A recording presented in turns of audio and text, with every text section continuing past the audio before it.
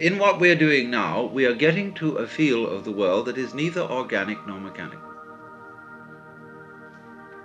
Simply what it is. We don't know the contrast, just as we don't know the contrast voluntary, involuntary, we don't know the contrast organic, mechanical. Neither. So we get to what the Buddhists call tathata, suchness. Tathata, based on the word tat, that, da. Fundamentally, dada. See? Da, da, da, da, da, da, da, da, da. That's what's going on. Well, now this is what happens, you see, in the meditative state. As you are in that, you see everything is da. Da. And you're not saying anymore, well, that doesn't amount to anything. Because you've learned that when people do take you to the place that does amount to something, eventually it all collapses. The price of being taken to the place seriously, you see, where it really does amount to something, this at last is the real thing. The price you pay for that, you see, is the horrors about its opposite. And to the degree that you take that seriously, okay, you pay the price of the horrors. Now that's, as a matter of fact, all. So I'm not saying that you shouldn't take it seriously. I mean, to be specific, you are tremendously in love with someone. And you plan and plan and plan how possibly you can get this person to return your love. And they do.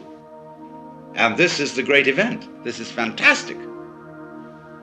But that in the background of your mind is the thought that what if this person should be killed or some terrible thing happen?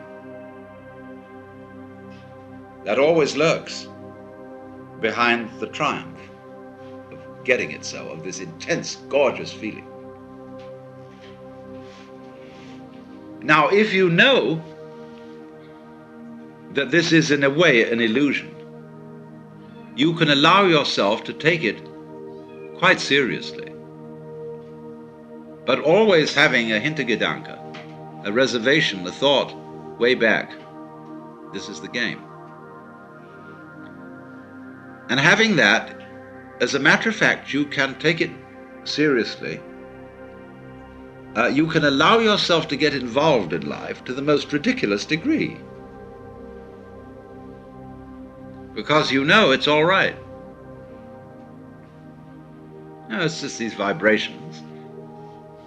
And so, wowee, let's really get into it.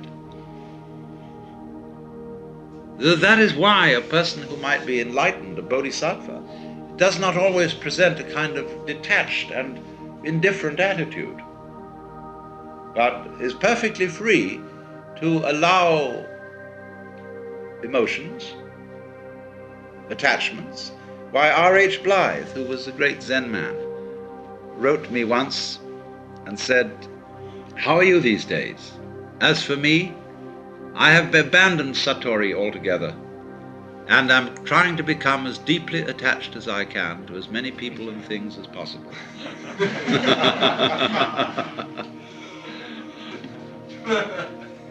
So what I'm pointing out to you is that this basic seeing that it's all da, da, da,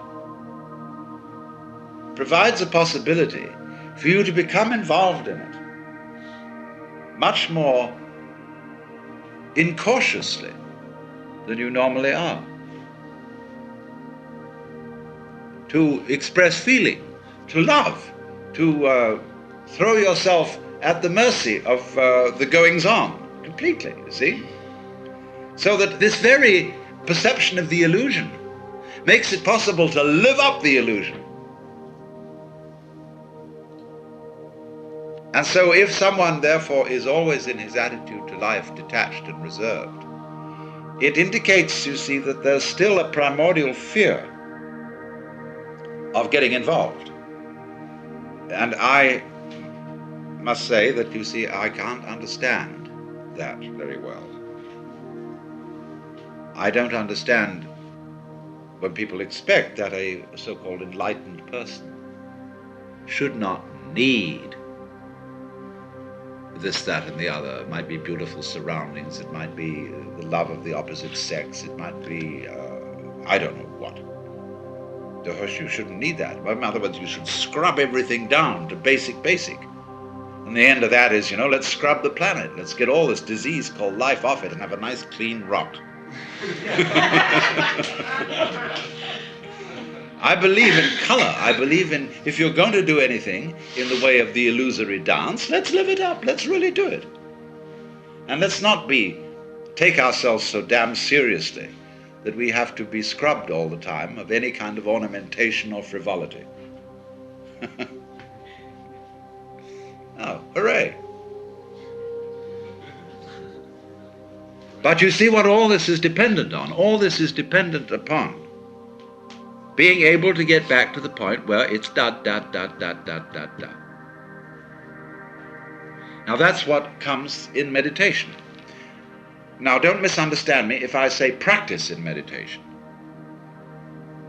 Don't be in a state of expectation, working day after day to improve your meditation. Meditation doesn't like that. You just do it.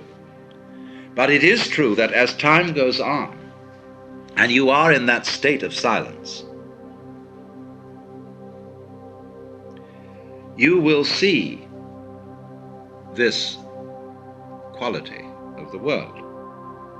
Now, the most difficult pains and problems to deal with are those that are monotonous, whereas you can see the possibility of a kind of ecstatic self-abandonment in a catastrophic agony.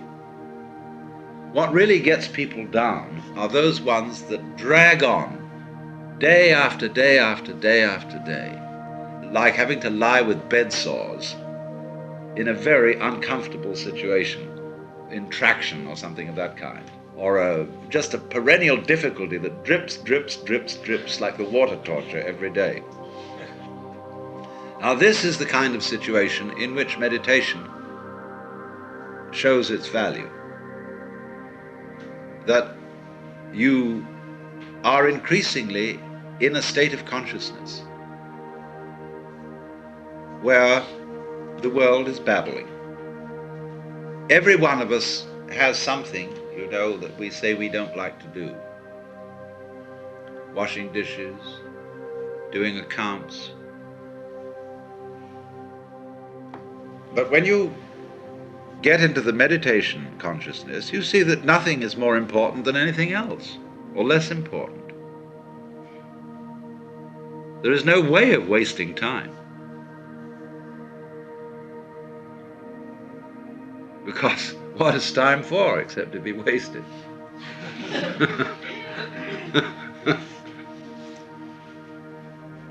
And you would be, furthermore, you're accustomed now to sitting and doing nothing.